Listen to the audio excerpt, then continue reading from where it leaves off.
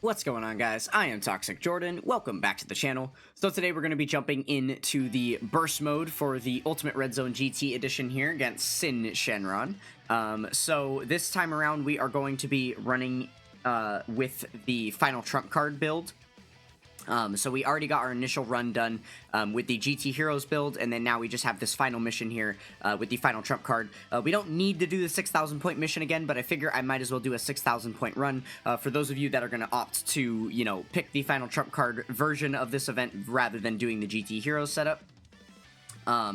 Obviously, you do have a lot more options to choose from on the final trump card category, and especially because they have these little sliders here, you know, that make you use a rainbow team. Having more units to choose from is definitely a good thing, right? So just a quick glance through the sliders that we've done. With the team that we built, we were able to get one of the team cost limits on there. All of the, you know, all of these effect disabling ones are good anyway, because this fight is going to be immune to a lot of that stuff in the later phases anyway, so you might as well activate those. Those are kind of free. We gave them some additional damage reduction there, a little bit of extra attack for a lot of points there. That one's definitely worth it. Same deal here, a little bit of extra HP for a lot of points. We gave him a damage threshold of 100k. And then, you know, obviously if we select the type disadvantage key spheres, then we're going to take some damage. And then he is going to be subtracting us by 2 key. And then we also are using no support items or support memories. And that is actually giving us an equivalent 60-20 score to our initial clear. So that works out pretty well. Okay, so this is the team that we're going to be running with here for final trump card. Kind of a funky one. The one place where we were struggling with this team is the int units, right? There aren't a ton of good int units around, just in general in the game these days. But especially on these given categories, right? We didn't have a very good int unit on our GT Heroes run either, and we're dealing with the same thing here. So hopefully that Hercule doesn't end up getting us caught, but we'll see what happens. We do have, you know, 4 10th anniversary units on here, basically. Well, technically 5 if you count, because the Super Gogeta, the STR Super Gogeta, that Super Easy A is technically a 10th anniversary card as well, right?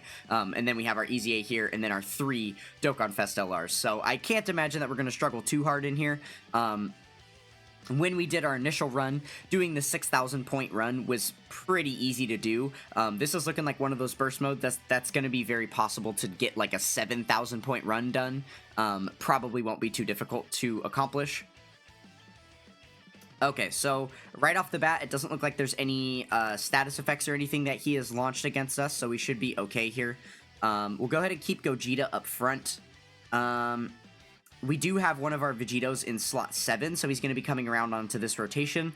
We'll just keep that in mind as we move forward here. Definitely do want to keep Vegeto or Gogeta on rotation. Oh man, I really would like to select these rainbow orbs with Gogeta, because the STR Gogeta is going to be giving some additional buffs with those rainbow orbs, but I think we'll do it this way. Yeah, we'll just give him the 1 rainbow orb. That should be fine. And then we can actually get a super attack off with Hercule. Though I don't know if it's going to be a good idea to do that. I might want to save all these orbs for the next rotation, in fact. Yeah. I think that is what I'm going to do. Let's go ahead and do that. So yeah, this will be a big question mark as far as like how much damage Hercule's going to take at that end point there. We do have some good support for him this rotation, but obviously he's only going to be getting the massive amounts of damage reduction as our HP lowers. So those first hits that he takes are probably going to hit quite hard. We'll have to see if if he's even able to survive, right? It was definitely a bit unlucky that he was on turn 1. But the other thing is that, like, all of these other units are pretty much going to be double-digit tanking everything unless they get hit with, like, a slot 1 super anyway. So it was likely that when Hercule first came out, we were going to be at 100% HP, and he was going to have to deal with not having very much damage reduction, tank whatever hits, right? It is lucky that there's only 1 attack, though, in that final slot, so Hercule will only have to take 1 attack here. That is certainly good. Oh, and he dodged it anyway. Okay, so the strength or weakness of his kit remains to be seen. Oh, I kind of forgot about that ability, that Shenron's going to be just resetting the orb field every single turn. So I guess we'll keep that in mind as we continue to select orbs here. Alright, I do want to keep the Vegetos split, so we'll keep them on opposite rotations. We'll do our rotations like this. Obviously, we do want the LR Super Saiyan 4s. We want to allot them as much time as possible to go ahead and build up. Oh man, this is... Okay, this is one of those unfortunate moments where the piece of their passive... Let me pull it up here. So, the piece of their passive right here, where they receive 2 additional key spheres per type key sphere obtained, this hurts them a little bit, because we want to get as many rainbow key spheres obtained for this crit chance here, but then for every key sphere obtained in general, they're getting the stats, but that's with rainbow or type key spheres, right? But we specifically want rainbow key spheres for them to be able to get the crit chance, and because of this ability right here where they're getting the extra key per type key sphere, that means that when we select this, it's not going up that left side to get those extra rainbow key spheres, it's actually providing us with that extra blue key sphere on the right, because that's giving us 3 key, which is going to be more than just the 2 key that we would get from those rainbow key spheres, so that's a little bit unfortunate. Fortunately enough, we are at 20 key, so they're going to do a quadruple super attack turn here, which is very, very good. And then I guess we can select these orbs with him. Man, we are very hungry for rainbow orbs on this team, aren't we? We're only able to get the 1 with the physical Gogeta in the final slot, and we do have to sacrifice some HP because that was a type disadvantage selection, unfortunately. But no big deal, we should still be hanging in there. Not a problem, not a problem. Alright, so we'll be doing as many super attacks as possible here, which is going to be very, very good. Remember, they are going to be doing great attack and defense raises on both 18 key and 12 key supers here. So the name of the game is going to be to get these guys buffed up as much as possible before transforming them into Gogeta. That way they can, you know, be our end-all be-all attacker in that final phase. Which we're going to have quite a few of those on this team, right? It definitely makes sense why you get less points for using the final trump card category than the GT Heroes category, because this category overall is just a lot better, right?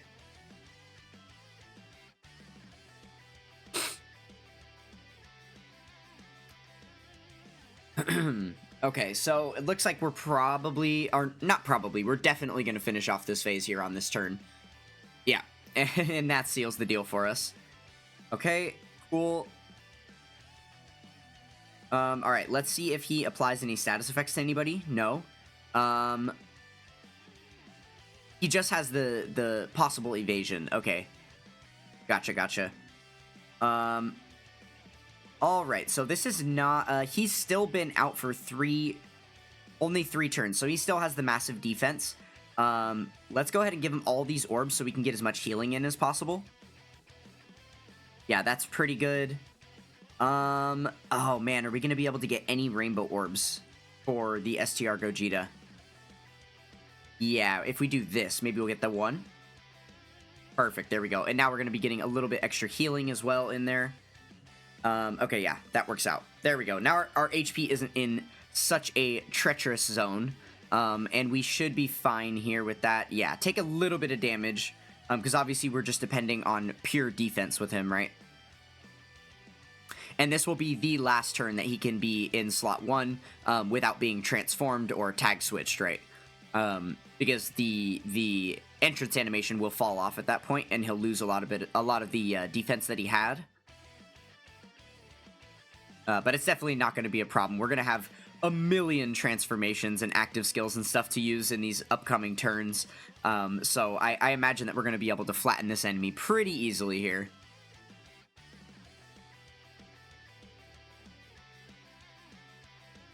Alright, yeah, I mean, I guess we probably will get through this phase quickly, but it's going to be a matter of how many times he dodges our attacks, right? Because that could definitely elongate this phase if we get unlucky. Yeah, like we saw there, so he did dodge 2 attacks this turn. That would have been quite hard-hitting. But I suppose that's alright too, because we do have a couple of units that are going to want to get additional stacks and stuff before the end of the fight. So the more he dodges us is actually kind of better for us, because it's just allowing our units to become stronger and stronger before we get to that final phase, right? Okay, Well, we just got very lucky here. Because Hercule doesn't have to worry about taking any attacks this turn. So we got another really free turn for him. So that's very good.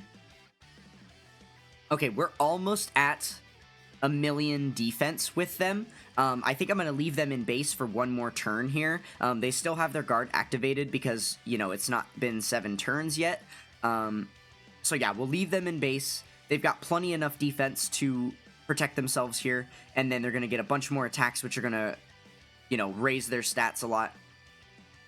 And then I guess we'll do this. We don't really need to worry about, because we're not worried about a slot 1 super or anything. They'll be fine with their defense post super, so we don't need to tag switch him. I want to keep just raising his offense as much as possible for that final phase, for when we actually transform into Gogeta, right? And then I guess we'll just select this for a teensy tiny bit of healing. Alright, that type disadvantage key sphere selection has really been hurting us this time around, unfortunately. We have been getting, you know, a bit of, like, basically most of the damage that we've taken has just been from selecting key spheres, right? But that's alright. It's only going to really be a problem maybe on that final phase where, you know, he's got that really hard-hitting attack. But that's, you know, going to be a matter of if he even gets there, and I don't think that he will.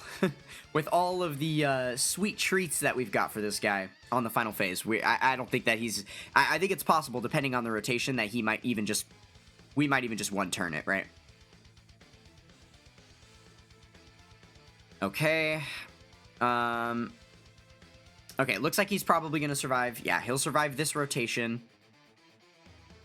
So we've got one rotation left here until we get to that final phase. Alright, so now we've got everything that we can use, right? We've got access to all of the actives and everything. How do we want to run the rotation, though? Okay, well, first thing that's obvious is we should transform into blue. We should definitely do that. And that gets us our full heal as well, right? That's good. And then as far as the transformations go here, we are either going to have to tag switch or transform. Guaranteed, like we need to do that, right? I suppose if we tag switch this guy into Goku, now we've got the 80% chance to dodge in slot 1. So we should be fine here, right? If we just run the rotation like this, we can't die. And then that way we can save our Vegito-Gogeta transformations in case we need them on that final phase. Yeah, this should be fine. I think that was probably the proper move. So as long as we dodge... Oh, goodness. As long as we dodge... Oh, scary stuff, scary stuff. Okay, cool. We are good there. I don't even know if that attack would have done... Because we have, like, almost 800k in our health pool, so I don't know that that would have been a problem either way, right? Alright, and then these are just providing us with some additional defense raises. Permanent stacks there. Not bad, not bad. Alright, and he is failing to dodge our attacks, so it looks like that is going to finish it up for the second phase, and now we are on to the final phase of the fight. So now we've got the exciting... juicy, we have a Gogeta Vegito turn here. We're ready to go. Okay, yeah, so I guess we might as well pop all these actives, right? Let's go ahead and get Vegito out here. We have the target skill mechanic that's going to allow him to take all the attacks for the turn, which is perfect. And then we also are going to be able to get our Gogeta out. Yeah, and then let's go ahead and proc... Oh, wait, this is going to do a little bit of damage as well. So let's put him in the second slot to proc the activation for this active skill.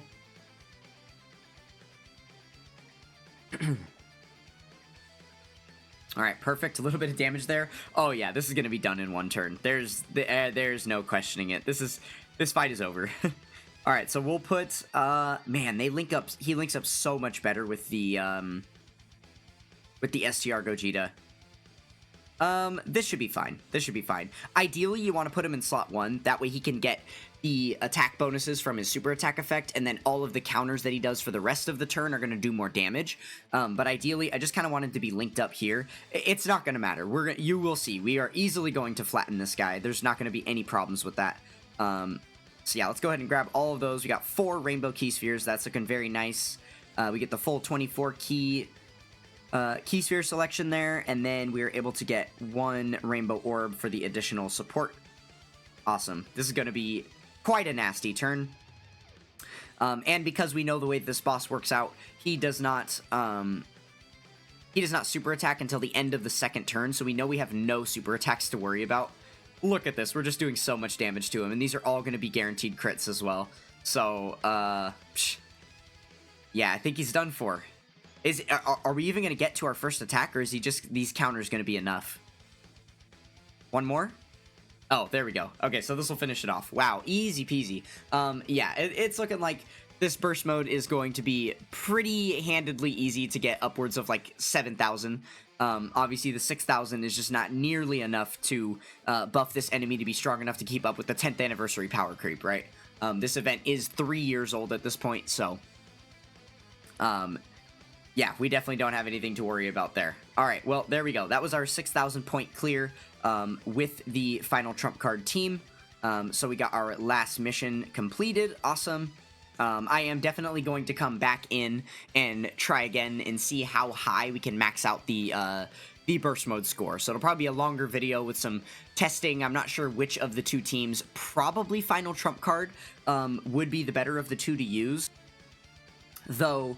you do get some extra points for using GT heroes, so yeah, we'll have to see. And then also extreme class, which I don't think that this is going to be a viable option to pick. You do get quite a few extra points, but I think that the overall power of the team is going to go down quite significantly if we don't have access to all of those amazing, like, 10th anniversary headliners and stuff, right? So probably doing a setup similar or exactly the same to what we just did is going to be the idea. But the biggest problem is going to be that Int Hercule, so we'll have to see if there's a different unit that maybe we can switch him out for. Though we didn't actually even get to see, you know, how much of a fish he would end up being in there, right? Because we got pretty lucky. He only had to be seen for 2 turns, and he never had to take an attack. He dodged 1 attack, and then that was it, the whole time. So, yeah. But obviously, if we were to buff up the enemy, there would be a lot more turns before the fight's over, and then Hercule would probably have to face off against more attacks. So, we'll see, but we will tackle that in another video. So for now, that is going to do it. Thank you guys so much for watching. Don't forget to check out the links in the description below, and I will catch you guys next time. Peace!